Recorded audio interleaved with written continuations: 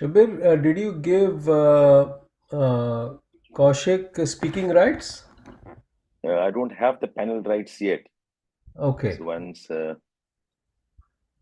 Ram elevates me, now I think he has, yes. wonderful. There is Kaushik. All right. Good evening, sir. Good evening. Good Good. evening, Kaushik. Good evening. Good evening. I think this is a wonderful opportunity. I'll say this to rest of the students online on YouTube. I would love this kind of thing if I were studying. So definitely, if you have taken a course from Edukemy, whatever course, like even if you have not taken essays, if you have taken geography or anything else, one of our paid students, definitely let us know and we'll get you participating in this event. So we do this every week, and of course, you have the opportunity to engage with us directly, as against through comments. So it's a lot more easier. Hello, Hemant. Hi, Ritesh.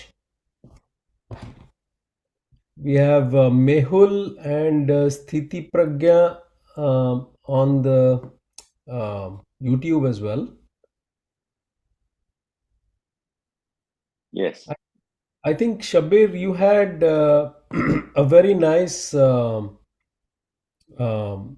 suggestion for this week, right? I think we in the Telegram channel also last 2 weeks we have been doing things that is connected to what is happening in the world, right? With all the raging war in the Middle East and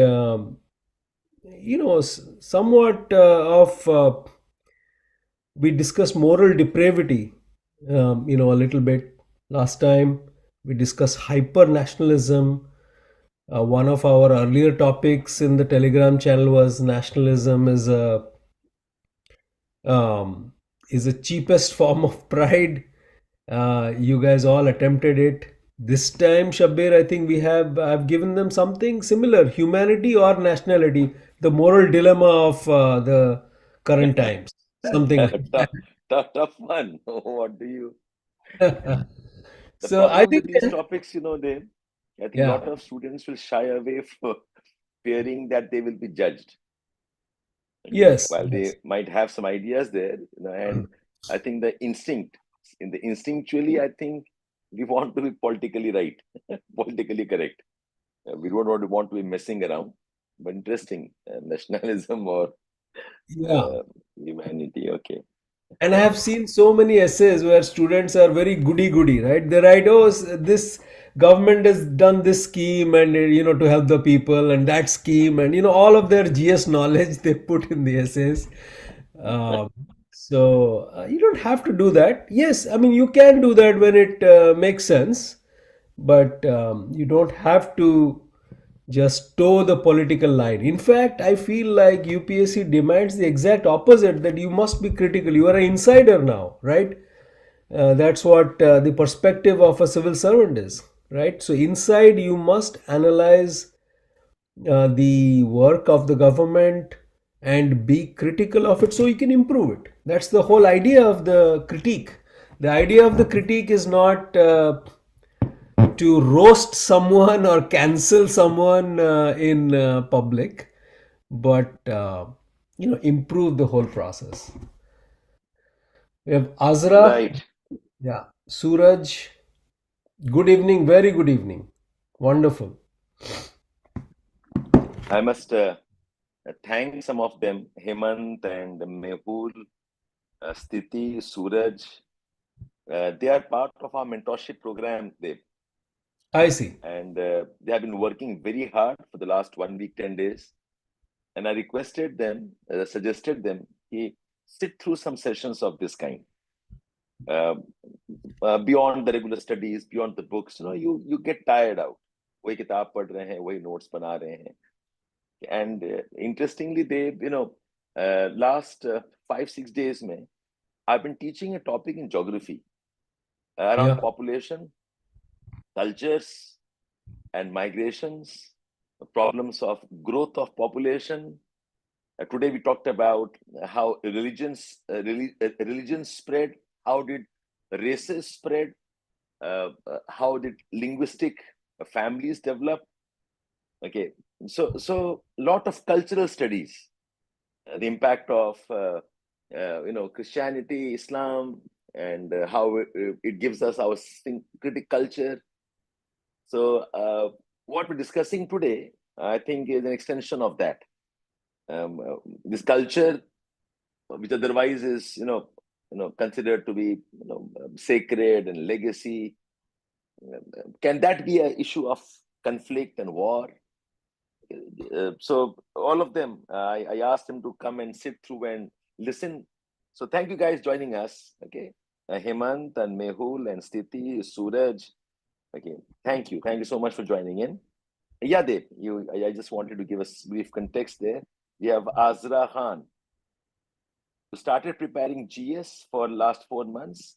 I don't have enough content. Should I go for essay classes of yours?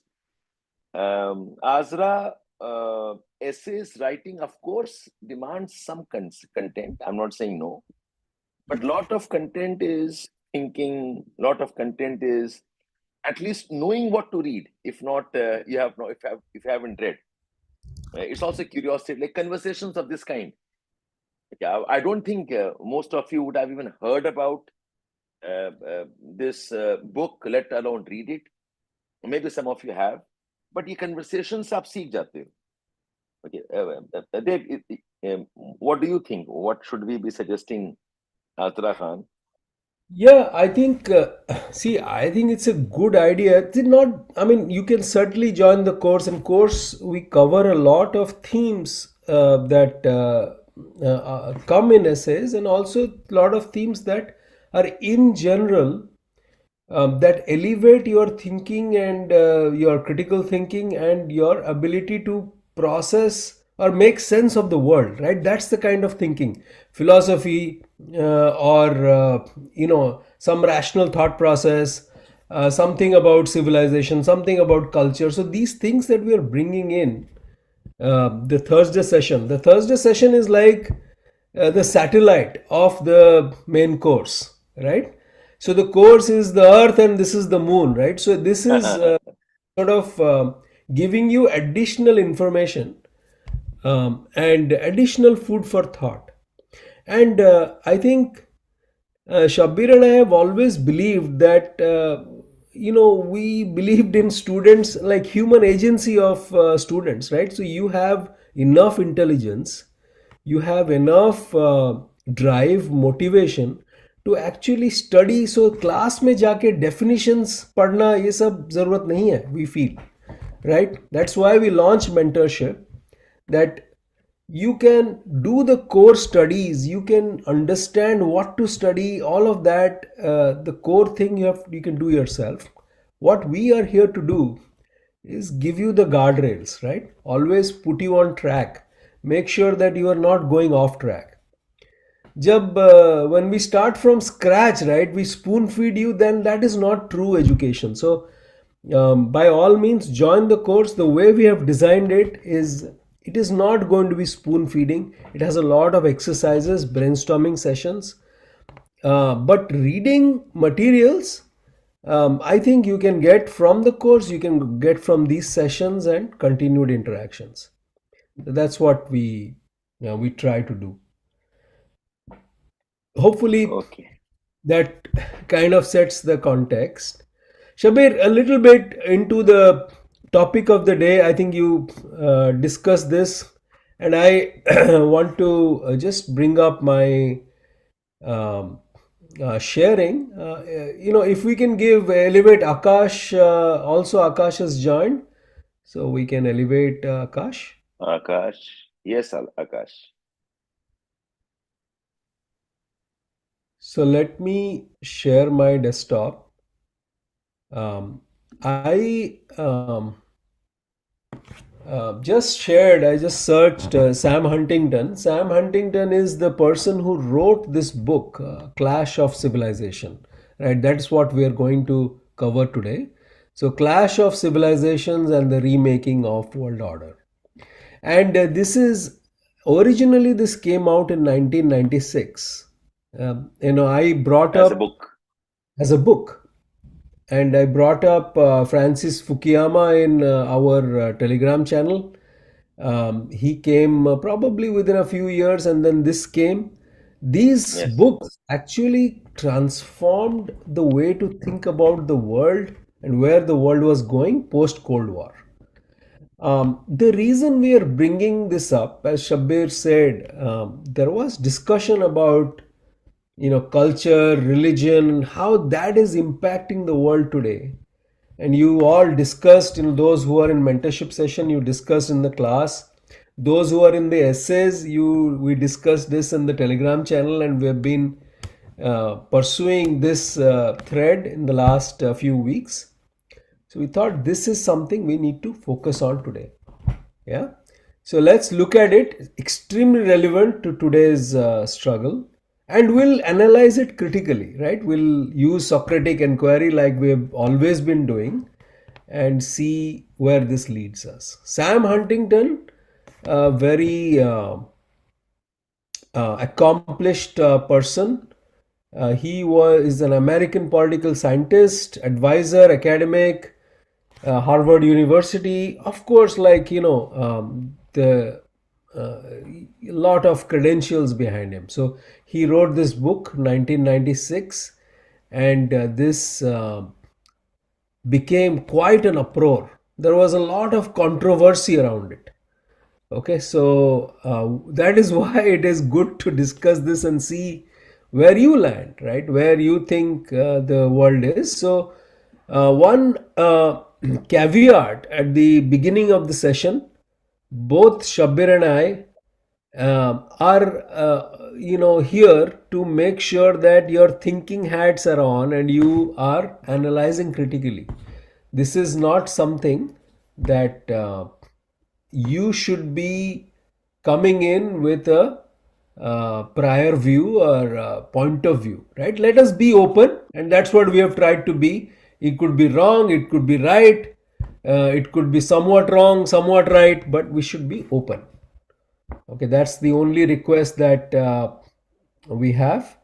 And then, Shabir, shall we dive in? Anything else you want to Yeah, say? dive in. I just want to give a small context to this, if you allow me there. Yeah, So what yeah. happened was I was just reading through, okay, what inspired him.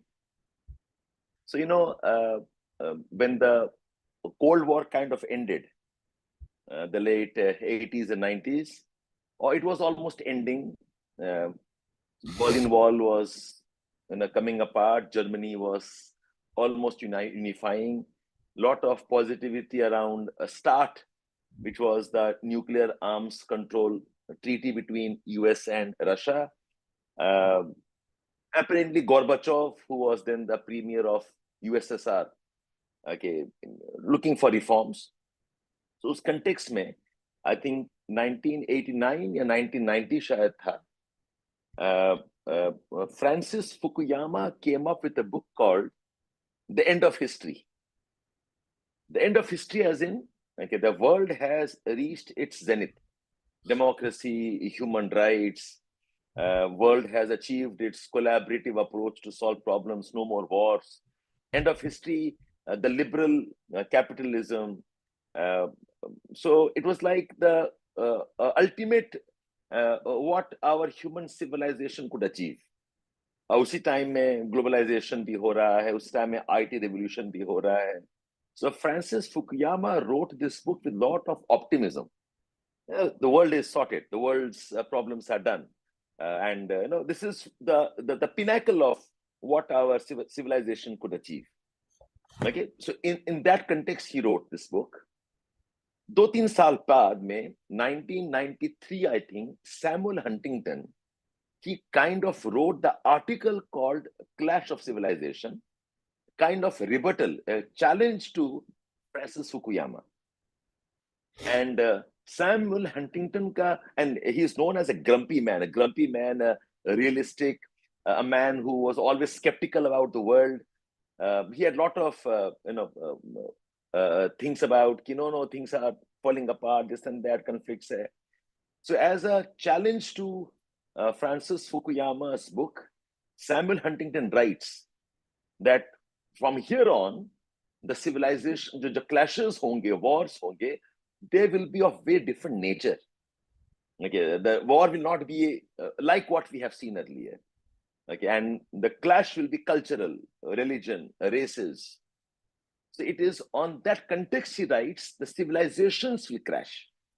So the book was published another 3-4 years later, but the article had come out, and like this man was a Harvard heavyweight, okay, known for his very frank views. So ये context है कि, and interestingly, about 7 years later, 93 में इन्होंने article लिखा, 2001 में you had that 9/11 trade tower bombing. So almost Samuel Huntington was almost like a prophecy. Okay, and the 9/11 bombing was seen as the attack by Middle East or Al Qaeda, Islamic fundamentalism, American Western, thinking was being attacked. World Trade Tower, symbolic of the globalization. So it's almost like Francis Fukuyama ने जो कहा था उसका opposite में Huntington said, it almost came true. Okay, and after this 9/11 bombing, this book was all over the world. Everybody talking about कि, so this is the context, how this man, and just when we thought कि शायद नहीं है, अब हम कुछ और देख रहे हैं, China, Middle East, Europe. So, Deb, I hope I'm not gone overboard with my No, contextual absolutely discussion. not. I think that is good context. So, Yeah. in a way, these two guys are at the opposite ends of the spectrum, and therefore you must, see both of them in context and make up your mind. And more important than making up your mind is understanding what is going on. Okay, so we are always in this hurry to judge, right? अरे ये X है या Y है, right? So I think if we can refrain from judging, then we can create a lot more understanding. So my request to you is, don't worry about whether Fukuyama was right or Huntington was right, but let's dive in. Okay, so I think, Shabbir, you kind of talked about this piece, the top one that he's talking about, the first view. He says world politics is entering a new phase, and intellectuals have not hesitated uh, to proliferate visions of what it will be, the end of history, the return of traditional rivalries between nation states. So he is, in a way, sort of going towards or talking about Fukuyama, end of history. He refers to this term. So I think he's talking about the other book. And the decline of nation state from conflicting pulls of tribalism and globalism, among others. So globalism on one side and tribalism on the other side. Each of these vision, and by the way, what we are reading is a summary of the book. Okay, it's a summary of the book, is an abstract of the book. And this is, of course, the book is quite big, so this will give us the entire essence of what it is. I'll share this on Telegram also. So these vision catches aspects of emerging reality. They all miss a crucial and indeed a central aspect of what global politics is likely to be in the coming year. So this, he says, my view is a very crucial and central piece. It is my hypothesis that the fundamental source of conflict in this new world will not be primarily ideological or economic. So we will not fight for ideology or economics. we will fight for something else. So he says the great divisions among humankind and the dominating source of conflict will be cultural. Nation states will remain most powerful actors, but the global politics will occur between nations and groups of different civilizations. The clash of civilizations, the first time he uses the word, will dominate global politics. The fault lines will be the battle lines of the future. So, almost like Shabbir, you say tectonic plates, right? Tectonic plates of culture. This is what it is. So, the dividing lines, the fault lines, where battles will be fought. So I think he goes a little bit to the evolution of this, in the next paragraph. Gives some examples. For a century and a half after the emergence of modern international system with the Peace of Westphalia, the conflicts of the Western world were largely among princes, emperors, absolute monarchs, and constitutional monarchs attempting to expand their bureaucracy. So he goes into history. So he is credentializing his thought process of what has happened in the past, and he'll give you some examples. 1793, as R.R. Palmer put, the wars of the kings were over, the wars of the peoples had begun. Very profound statement, right? Wars of the kings were over, so kings are no longer fighting, the peoples are fighting. This 19th century pattern lasted until the end of World War One. Then, as a result of Russian Revolution, reaction against it, conflict of nations yielded to conflict of ideologies. So I think the World War One. This is a very important piece of information. World War One and the way it was structured and what came out of it, notably the Soviet, Russian Revolution, October Revolution, that it shaped the next 100 years almost, or 80 years, were shaped by ideologies. First, the Bolsheviks came, and then the Nazis came, the fascism happened. So, very different, pieces of ideology, but, you can see that everything came after 10 15 years, and culminating in the Cold War, 1945, and then the Cold War started with, everything, the arms race, the space race, and all of that.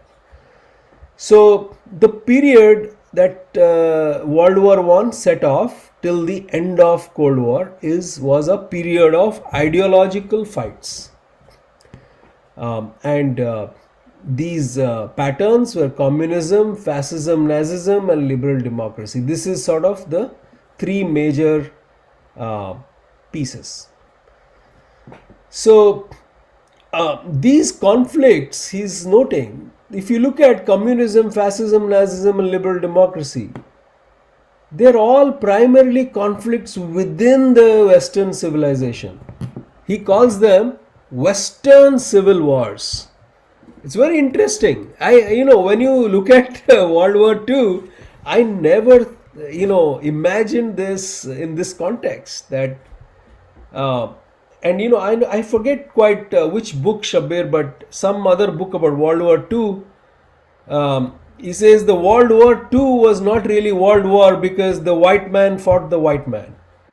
Um, so I am forgetting which book it was, but everybody else sort of followed the imperialistic powers, and Japan was there, but that was the only aberration. So it's very interesting that he says Western I civil just war. I just want to bring in one point to all our viewers, listeners, students, aspirants.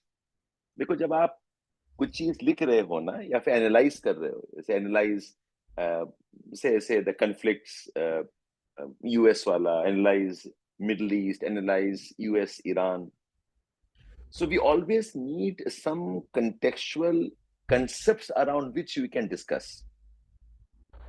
We are not thinkers yet, at least most of us are not at that level where we have our theories or our theories can be taken up as a serious one. Okay. So ये जो किताबें होती हैं, ये books हैं, ये views जो हैं, they become your pillars around which you can debate. अगर मुझे पूछेगा कि बताओ कि ईरान और यूएस के जो झगड़ा चल रहा है, क्या सोचते हो उसके बारे में? इफ आई से it's for oil, Trump is getting adventurous, Israel का इशू है, वो फैक्ट्स है, वो फैक्ट्स हैं, वो रियलिटी है, but what is the underlying story? So ये जो बुक्स हैं, and they give you lovely phrases. Okay, I mean, it's like, the World War seen as conflicts within Western civilization, and they were like Western civil wars. ये अपने आप में एक बहुत अच्छा आइडिया हो गया, around which you can now discuss the entire world wars. Okay, so read this also from that perspective, कि आपको कुछ border मिल जाए, around which lot of current discussions can happen. So note these phrases if you can. Yeah, Dave. Yes, please. Yeah, let's move on. So, I think the next he talks about how the Cold War divided the world into first, second, and third worlds. Right? This whole terms that we use, first world, second world, third world, this came from the Cold War. Those divisions are no longer relevant, he says. Right now we use the global north, global south, all kinds of, there are all kinds of ways to slice and dice the world. He says the first, second, and third world definition is no longer relevant. It is far more meaningful now to group countries not in terms of political economic system. See, what is the first, second, and third world? It's kind of an economic class structure of the nations, right? So he says, let's remove, that's no longer relevant. What's relevant is culture and civilization. So he is bringing in a new categorization into the world. What do we mean when we talk of a civilization? A civilization is a cultural entity. Villages, regions, ethnic groups, nationalities, religious groups all have distinct cultures at different levels of cultural heterogeneity. Um, if you recall, those of you who are following the Telegram channel, in the past we discussed once about the difference between society and civilization. Okay, this country. So we discussed that in the context of India. Shabbir, it is very interesting.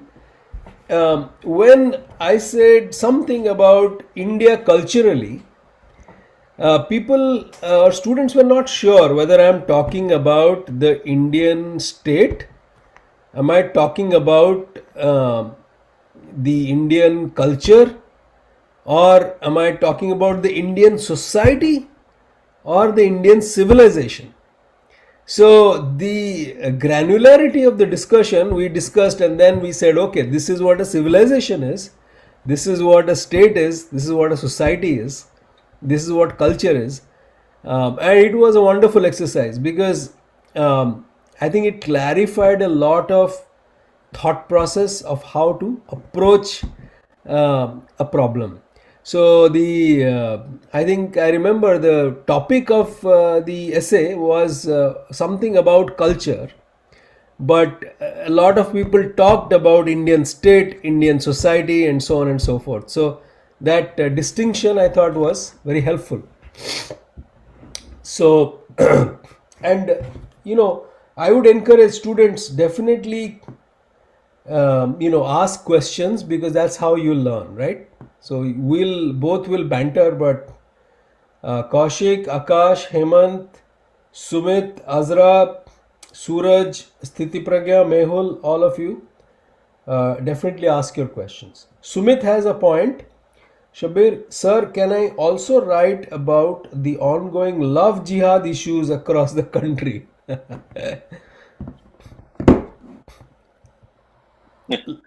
Yeah, Sumit, you can write whatever you want to write. It's a nice exercise. But before you write, I'll suggest read more, and yes, write and share that on our Telegram group. We'll have a look about what your ideas are. But you can also expose yourself to some more debate discussions, some critical thinking on these particular terms. By the way, for benefit of all our viewers, again, जो YouTube में है, we have a free Telegram channel. Okay, it's called as Essays with Edukemy. I've put that link on the chat. Okay, I would invite all of you to join. It's a free channel where mostly they, sometimes I also, we discuss essays, writing, topics, books. It's something much, much beyond, and I would call it as the only key resource where you actually develop critical thinking. The only key, channel, okay, where you actually develop your personality and your thought process. So do join in. It's a free channel. Essays with Edukemy. Okay. So yeah, Sumit, you write please and share, and let's see what we can discuss. Yeah, Dave. Yeah, so I think we get to the crux of this, right? So he says the culture of a village in southern Italy may be very different from that of a village in northern Italy, but both will share the common Italian culture that distinguishes them from German villages. European communities, in turn, will share cultural features that distinguish them from Arab or Chinese communities. So he is categorizing and slotting people into the broader cultural, uh, groups. Arabs, Chinese, Westerners, however, are not part of any broader cultural entity. They constitute civilizations. A civilization is thus the highest cultural grouping of people and the broadest level of cultural identity. So, interesting to note, Shabbir, from this book, William Dalrymple's The Last Mughal. I don't know how many of you have read it or heard about it. It is William Dalrymple is, as you probably know, is a distinguished historian. He wrote that book and he pieced together historical, pieces of letters people had written to each other, books, publications during the time, and the story. He pieced together the story of the revolt of 1857. So this is the most detailed account or most in-depth account of what happened. And one of the things he identifies is one of these English officers, forgetting the name, when he came into India, and he sent a note back to the House of whatever in England, House of Lords or something like that, right? So he said that the average Punjabi is more different from the average Tamil, from the average Scot and an average Greek. So he was comparing culturally the spectrum in Europe to the spectrum in India.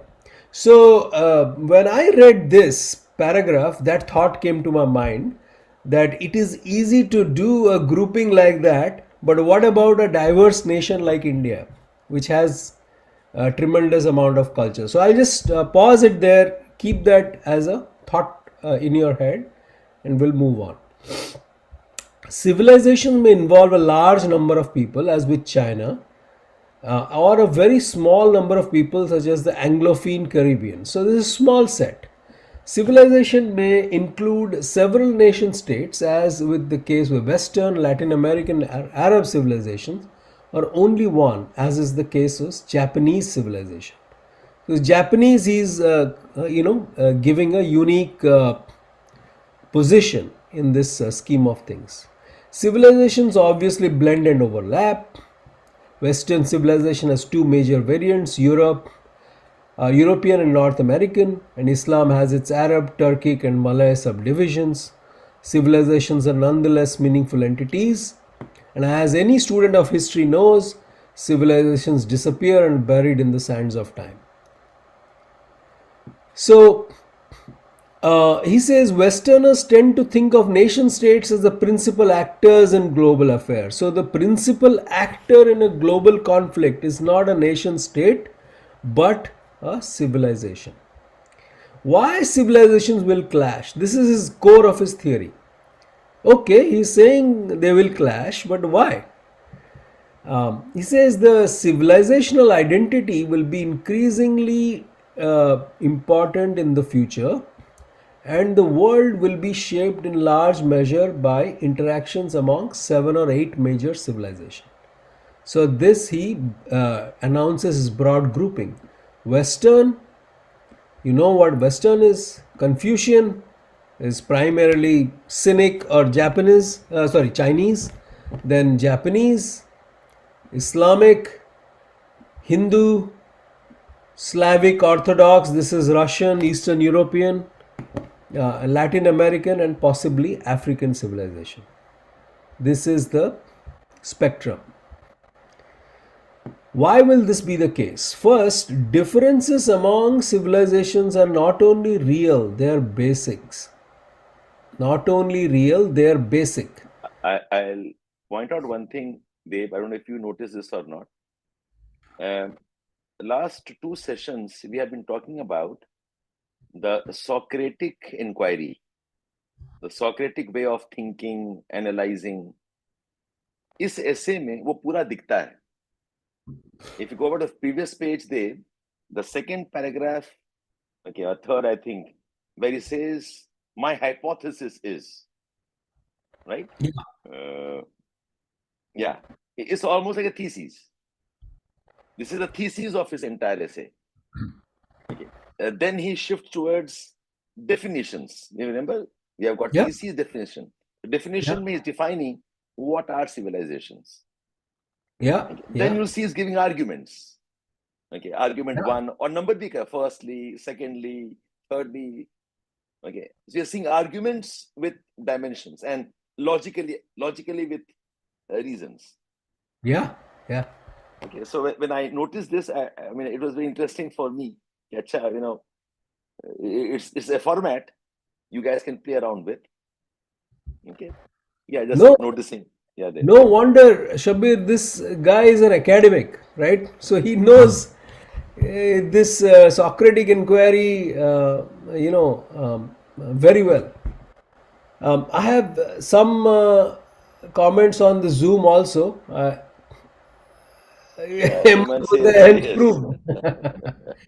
Yeah, well, I think there is a lot to learn from people like this.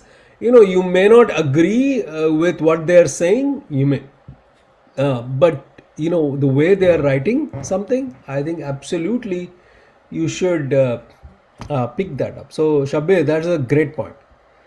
Okay, let's keep going. First, second, third, fourth, right? So he is 4 arguments. So let's see what they are. First, he says differences are very basic. They are differentiated from each other by history, language, culture, tradition, and most important, religion. Okay, so he gave you 5 things: history, language, culture, tradition, and religion. Mutually exclusive 5 things. Okay, don't take them as just words or synonyms. When you think about this, think about it. Is it really true? Is it? Do these civilizations have different history? Yeah. Different languages? Yes, mostly. Culture? Yes. Tradition? Yes. Religion? Yes. So I think largely he is talking about how this is a very powerful combination. So they have different views on relations between God and man, individual and the group, citizen and state, parents and children, husband and wife. He goes on and on, right? And it is not it's very hard to refute.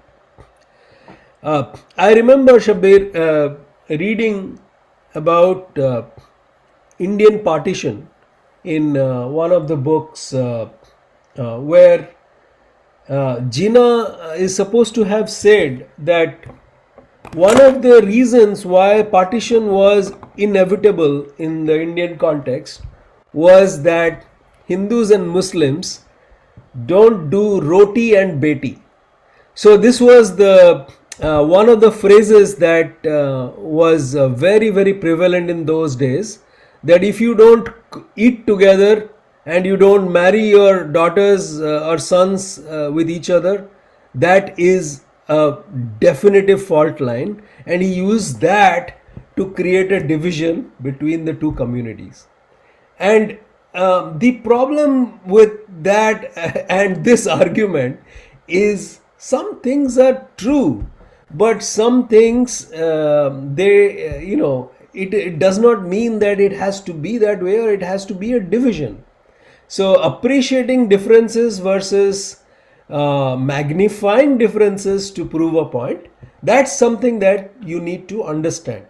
So we always feel like differences are there, so it must be uh, by the diktat of God, or that is the way nature works. That's the point where things starts going downhill. So let's read on a little bit. Differences are the product of centuries. They will not soon disappear. They're far more fundamental than differences among political ideologies and political regimes. Okay, so this is his first point, that there are tremendous differences between these cultures. Second, the world is becoming a smaller place. Okay? Interactions between people of different civilizations are increasing.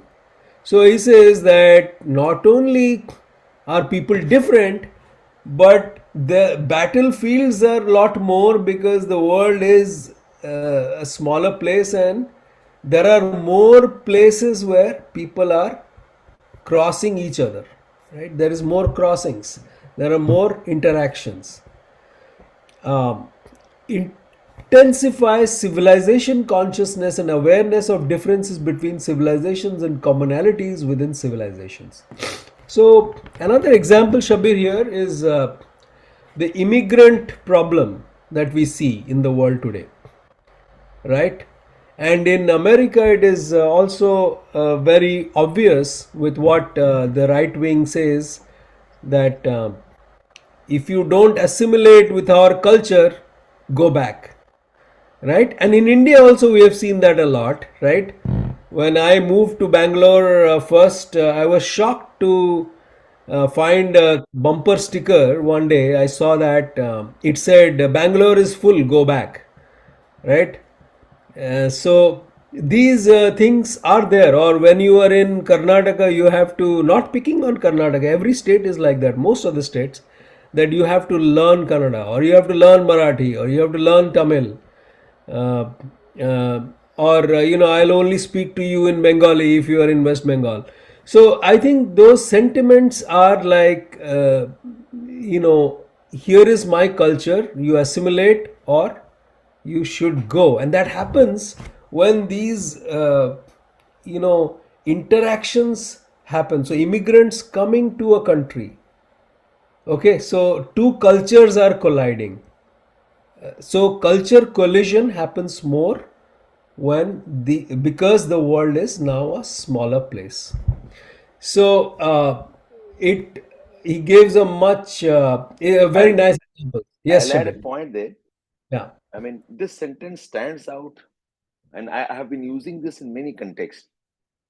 I think one of those traditional explanations to why people fight, why do they have communal violence, racial violence, regional violence, caste, whatever, our stereotyping of the Western world, the East Asia, a common reason हम दिया करते थे was, oh, we don't know them. Okay, they're far away. We don't know them. We don't interact with them. Okay, so we assume who they are. But when internet happened and when communication increased and travel increased, definitely we know them now. We interact more, we talk more, we work together, we probably see them more often. Yet our conflicts have not reduced. So in his sentence, another sociologist picks up and says that the reason why we still fight more is because when we interact, okay, the assumptions we had about our differences, rather than those assumptions going away, Those assumptions now have credibility, and the differences get all the more magnified. The differences now seem amplified. Okay, and mind looks for how to justify our stereotyping. And that's exactly what I'm surprised that this statement is what even Huntington wrote about. Okay, that with interaction, our consciousness of the differences between communities and civilizations has increased. So we know them more and we fight more. We are interacting more and we have our conflicts. Yeah. Yeah, we have more battlefields basically. We are, running into each other a lot more. We are not living in our bubbles. Our bubbles are porous because of travel and internet and all that. This is a very nice one. He says, in Lagos, he is simply an Igbo. In London, he is a Nigerian. In New York, he is an African. So this is how the same person is interpreted in three different ways. And this will happen. That's why they say when you travel, your your outlook actually improves because you know how people perceive you, and that might, as Shabbir said, create more emotion in you and you react negatively, or it could in some cases create a very positive understanding of the world and how we live in this case. Shabir, I feel, I don't know Sam Huntington personally, I don't haven't analyzed, but I think I don't know whether, like, some people say, oh, he was a racist or whatever, right? But I think his writing is very logical. You have to give him that. Whatever he is, he may believe, and he nowhere he says, I believe in this. He says, this is what is going to happen. This is my prediction. So, whether you like it or not. And today we are discussing a lot of controversial things, and I think we have to, because that's the core of why the fight is happening today in the world stage, right? Third, the process of economic modernization and social change are separating people from long standing local identities. They also weaken the nation state as a source of identity. So he says, okay, you did modernization, you did globalization, but that has weakened the identity of the nation state, because same things are available everywhere, right? So then capitalism has made sure that we are all sort of, the material side of our culture has more or less become uniform. So much of the world, religion has moved in to fill this gap. So wherever the nation state has weakened in terms of our identity, the religion has become the bigger deal, right? Um, Often in the form of movements that are labeled fundamentalist. Such movements are found in Western Christianity, Judaism, Buddhism, Hinduism, as well as in Islam. So, in all cultures, there is fundamentalist elements, and they move in when the call to arms, and these are all examples we have seen everywhere, right? Any conflict zone you see, you'll see this thread. The sentiments of Israel as a nation, or the sentiments of the Middle East, the sentiment of, let's say, the American right, or even in our country, the Hindu right, everything has a fundamentalist side and a sort of a more balanced side, right? So this is what he's saying. Uh, in most countries, most religions, the people active in fundamentalist movements are young, college educated, middle class, technician, professionals, and business persons. This unsecularization of the world, wonderful phrase, okay? Wonderful as in not in a positive way, but in a negative way. Yes, yes. Uh, Good phrase, basically. Good phrase, powerful phrase. Let me rephrase what I said. Is one of the dominant social facts of life.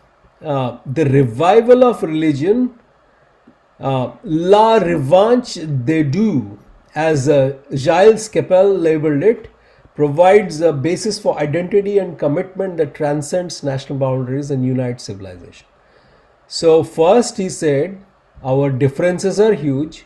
Second, he said, the world is becoming smaller, so more reasons to fight and more interactions.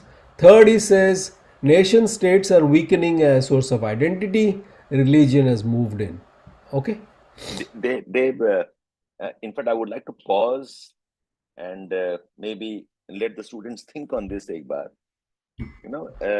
ये topic भी है हमारे social issues में paper 2 में, the process of secularization and desecularization. And desecularization as a reality is something lot of contemporary literature and books talk about as the post-modern times. Modern times is science, modern times is rationality, modern times was industrial revolution, modern times was Europe going towards secular systems. And 80s onwards, ये एक बहुत common word है. We live in a postmodern world, world where religion matters. And for many, this always a surprise कि यार आजकल के बच्चे इतना ज्यादा क्यों polarized हैं? Children and youth are supposed to be, forward-looking. They're supposed to be idealistic. The youth is supposed to be less dogmatic. The youth is supposed to be more free, more liberal. Why is the youth so conservative?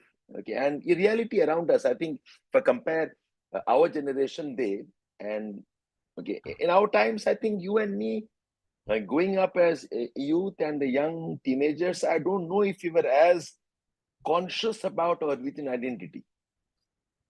But I find today the youth is very conscious.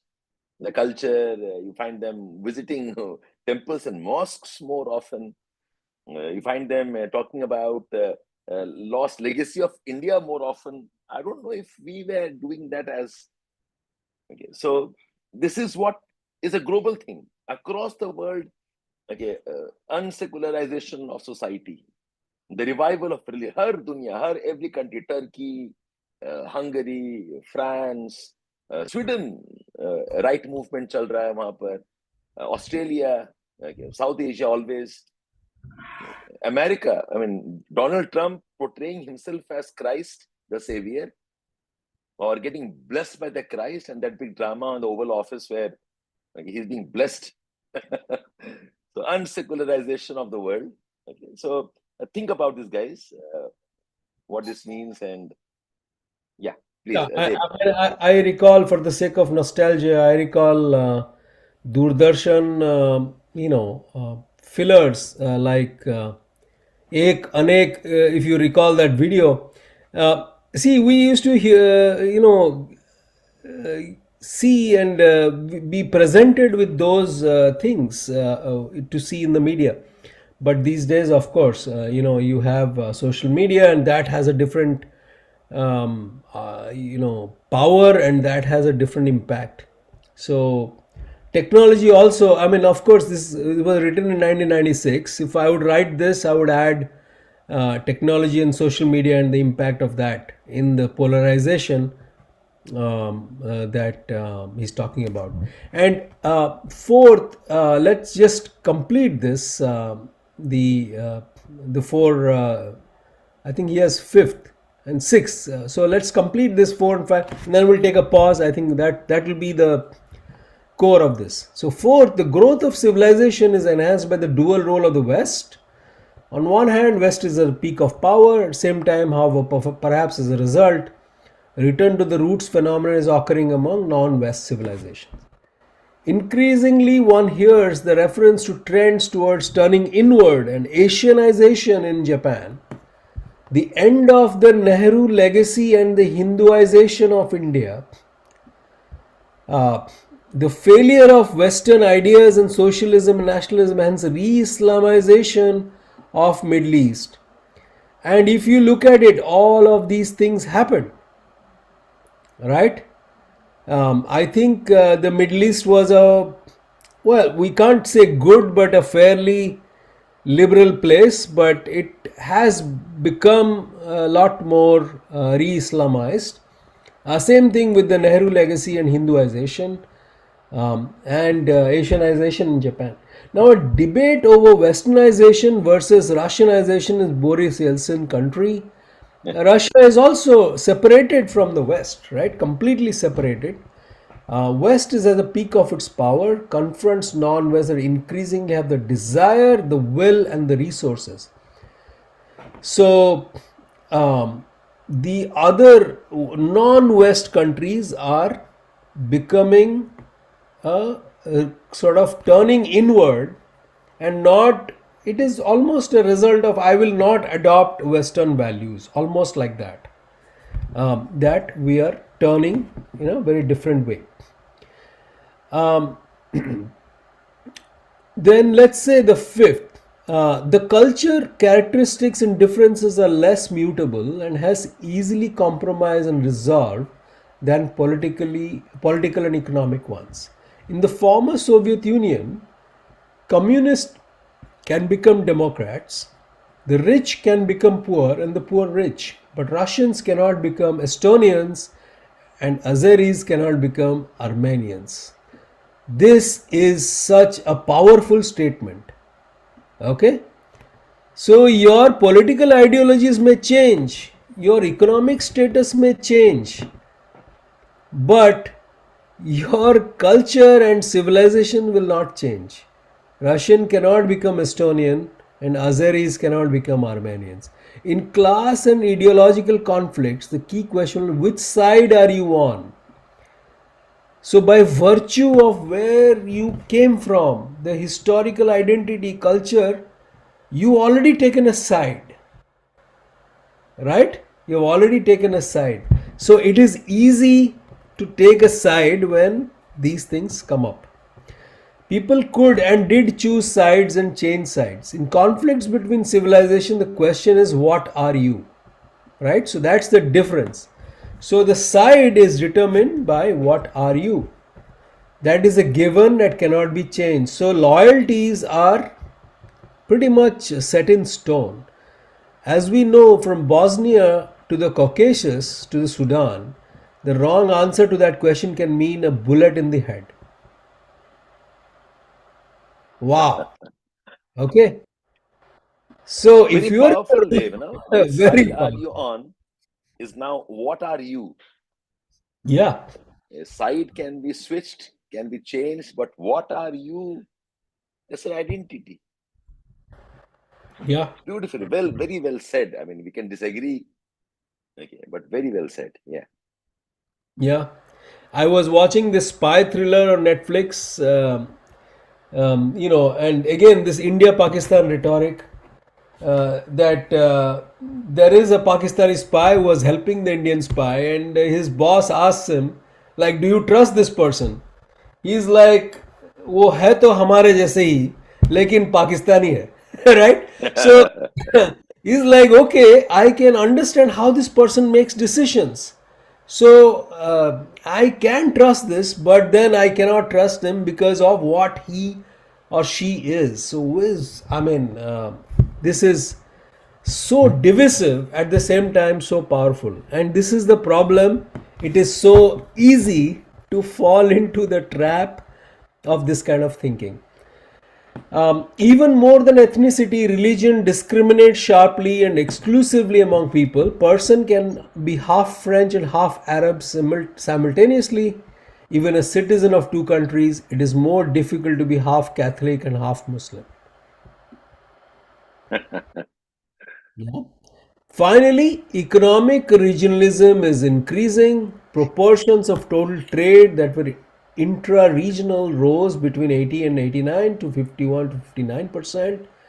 33 to 37% in Asia, 30 to 36 in North America. So, intra-region trade, importance of regional economic blocks is likely to continue to increase. On the one hand, successful economic regionalism will reinforce civilization consciousness. On the other hand, economic regionalism may succeed only when it is rooted in common civilization. So he says that this regional block will also be along civilizations, and they'll be stronger when they're along civilizations.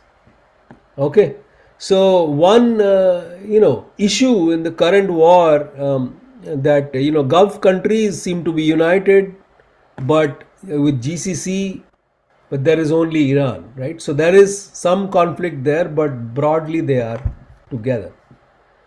European community, EU is a great example of that, right? Rest on the shared foundation of European culture and Western Christianity.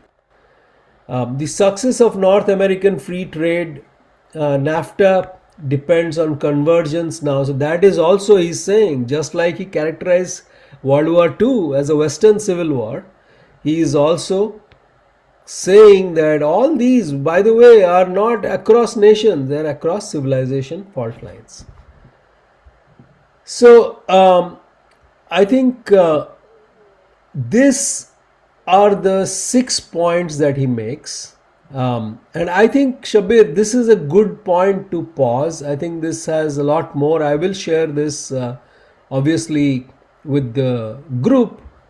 But I think for the sake of our conversation, we covered the core points, core summary of this book. Okay? First, second, third, fourth, fifth, to what Shabbir said very beautifully. He describes his thesis. He takes the examples, credentializes himself. Upfront, he says it's a hypothesis. Then he gets into definitions, and then eventually his arguments, and then he concludes. I think in these subsequent paragraphs, he concludes. I think let's read this last two lines and then we'll get. Clash of civilization thus occurs at two levels. At the micro level, adjacent groups along the fault lines between civilizations struggle, often violently, over control of territory and each other. At the macro level, states from different civilizations compete for relative military and economic power, struggle over the control of international institutions, and third parties competitively promote their particular political and religious values. So, this is his core. I'm inclined to ask Dev, Yeah. food for thought, okay? This जो चल रहा है कल से, the delimitation thing, South and North, or one nation, one Hindi, and the pushback. The regionalism in India. Is that a micro level conflict that he's referring to? Fault lines within the civilizations and fighting over territory and other benefits? I don't know if I could link it there. Suddenly, Pura South is seen as one block, and entire North India is seen as one block.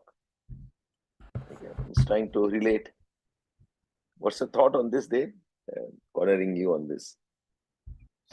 Yeah, so I've thought long and hard about conflict in so many. It happens in so many ways.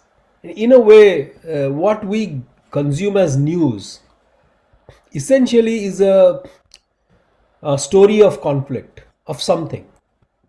Okay, whether it is a conflict between a have and a have not, burglary, theft, murder, or it's a conflict between societies or ethnic communities like what happened in Manipur, whether it's a conflict in Kashmir, or it's a conflict across South India, North India, it's a conflict between immigrants and natives.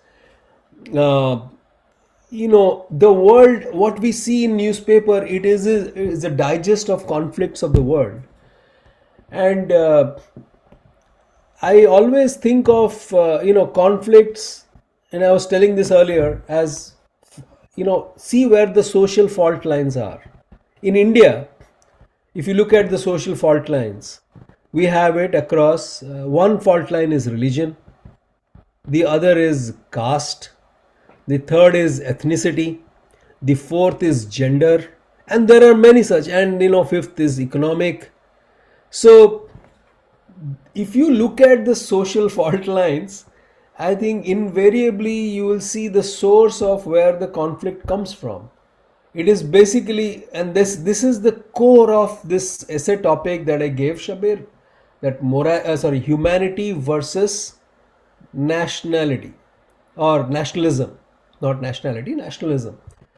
And if you think about it critically, right, what is nationalism giving you? And what does humanity mean and what does nationalism mean? If effectively it is, one is about I should have this resource for myself. Okay, so it is one is aspect of selfishness or survival, that if this resource is scarce, I will go after this. The other one, which is the humanism or humanity, is no, let me divide this roti into five groups and give it to everybody. Everybody else deserves the same. So fundamentally, the conflict is, am I, what is the morality when the resources are scarce? Countries fight over resources.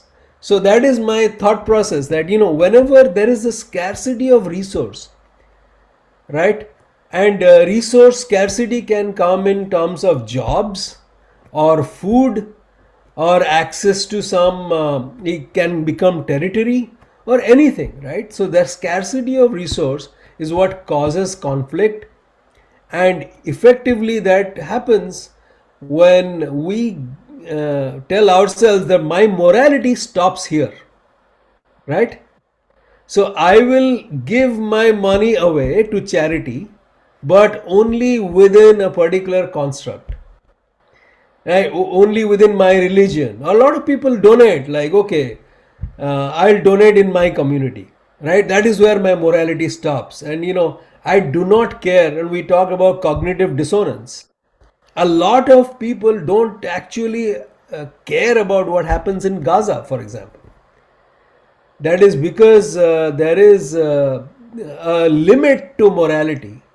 And when I was talking about nationalism versus humanity, the core thing to be explored was the limit of morality. That what is, they say, right, circle of morality. What is my morality circle? Where does it stop? And I say, I don't care. You remember last week's line from Gone with the Wind? I don't care Frankly, about, I yeah, don't give a damn. I don't give a damn. So I think morality has a sort of concentric circles. You can see some people have larger circle of morality, some people have smaller circle. So the context of, or contextualization of morality is what I was going after.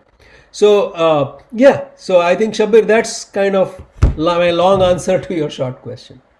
Yeah, so I think somewhere culture identity takes a precedence. Yeah. The boundaries are defined by identities and sense of belonging. Yeah, good bad pata nahi Hemant. We definitely know the answer more or less. But yes, that's a good way of thinking. Yeah, Yeah, Dave. So I think yeah, some of it you can relate to, like a movie like Salam Bombay, or even if you look at it, Slumdog Millionaire, or these millionaire. things Yes. about movies like slums, that the morality of people who don't have resources, and you can comment, you can say that, okay, people with resources are also not moral. So, but when you are in a corner and you face scarcity, that time is a real test of your morals. So I think that is something. Think about that, and think about also why we say nationalism is the cheapest form of pride. Which side are you on? And to for you to be jingoistic, you don't have to do anything. So that's the other side of it. Hemant says, Your achievement is you were born in a yeah, family, in a culture, okay, and you're proud about that. exactly. Okay, Sir, I can you hope, do these yeah. topics more? Hemant says, sir, they're so interesting. I've got multiple views to be added. Sure, Yeah, Hemant. Hemant. Yeah, Dev. Yeah, let us know. Let us know which other topics we thought this is very relevant. That's why we did it this time. Um, Kaushik says delimitation makes a few states politically relevant, sir. Shabir, your comments. Kaushik, the attempt seems to be that. I'm not saying no, but will they become irrelevant or? But yes, I agree on one thing, Kaushik. Uh, this is definitely one of those defining moments in India's polity. जैसे वो एक article पढ़ रहे थे, just as emergency was a defining moment, Mandal Commission was a defining moment. Okay, the conflict or whatever happened, the Babri Masjid and the car sevaks, unfortunately, it was a defining moment. So I say this delimitation is definitely a defining moment. Okay. Yes, there is definitely looks like some states will get a raw deal. I'm not saying irrelevant, but okay. So attempt to have, but I'm always optimistic guy. Let's see how debates होगा. अभी special majority है. I'm sure कुछ pushbacks होंगे. Okay. But it's an important Andhra's case in 2014 cut down. Yeah, Kaushik. Okay. Yeah, Kaushik, all of that. India's democracy, due to scarce resources, led to moral muteness on US actions. देखो, say, I mean, I remember when I read principles and morality matters, okay, when it is inconvenient. अब convenience है तो everybody has good principles, right? कोई challenge नहीं है, कोई problem नहीं है. I can talk about honesty and charity and all the good things. Morality and ethics, ये boundaries जब ही matter करती हैं, जब आप pressure में हो, जब आप pushed to a corner ho, when you are fighting with the back to your wall, that's when these matter. The excuse that scarce resources is justification for moral muteness, I don't know. I mean, फिर तो the whole edifice of morality, spirituality, the country of spirituality, Vasudev कुटुम्बकम, okay, वो सारा ढह जाएगा हर बार कुछ कम हो गया और one step back. Okay, but it's a thought. फिर वही debate है, idealism versus real politic. I'm a very, very big critic of real politic. Real politic is a very smart word for justifying being manipulative. A very smart word for justifying you can cross boundaries and call it as I'm practical. Okay, so Yeah. Machiavelli, we covered Machiavelli a lot. yeah. It's good fun. Yes. Okay, I okay. mean, real politic gives results, absolutely gives results, but for who? So, power for power's sake, right? So, yeah, I think incredible. I think these topics, I wish and I hope share this with your friends, and please like, share, subscribe this channel. This is a request to all of you so that your friends join, they get benefited, and we can only do this when more and more people come, right? That's otherwise, we'll also lose steam and will not be able to continue doing this sort of stuff. So definitely share this, and go out there, Quora, Reddit, wherever you are, if you can write us a note, I think that will be immensely beneficial for us. Then, even comments on these videos will be immensely beneficial for us. So, chat to hai hi, but definitely leave a like, share, and subscribe. That will really help us promote this, continue to do this. So, Yeah, like, appreciate it. share, subscribe. Standard appeal in a social media driven Yeah. industry. ठीक है, yes, good. Okay, thanks, Hemant. Thank you so much. Thank you Yeah, so much. thank you, Hemant. All So I right, think guys. we have time for only as much. ये article हम आपको forward कर देंगे. We have seeded the idea to you. अब अपने आप पढ़ो and do let us know what you think about this article. Thanks, Dave. It's always a pleasure again Pleasure. Pleasure mentoring. was all mine. Thank you so much.